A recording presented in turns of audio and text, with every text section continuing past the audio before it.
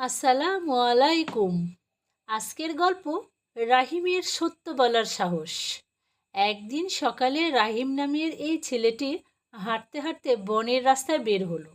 সে খুব হাসি খুশি এবং সাহসী এক ছেলে। পথে যেতে যেতে সে দেখল একজন বুড়ো লোক হোঁচট খেয়ে পড়ে গেছেন আর তার ব্যাগটা দূরে গড়িয়ে গেছে। রহিম দৌড়ে গিয়ে তাকে সাহায্য করলো, তারপর ব্যাগটা এনে দিল।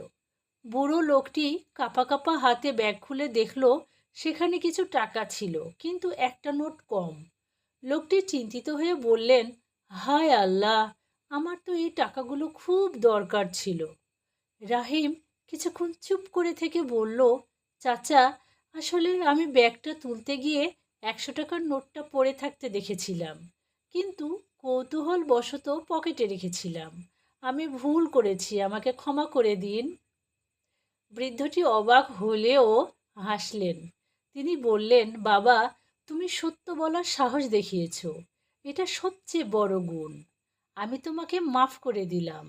আর মনে রেখো, সত্য বলাটা হয়তো সবসময় সহজ হয় না, মাঝে মাঝে কঠিন হয়ে পড়ে, কিন্তু সেটাই আল্লাহর কাছে সবচেয়ে পছন্দের।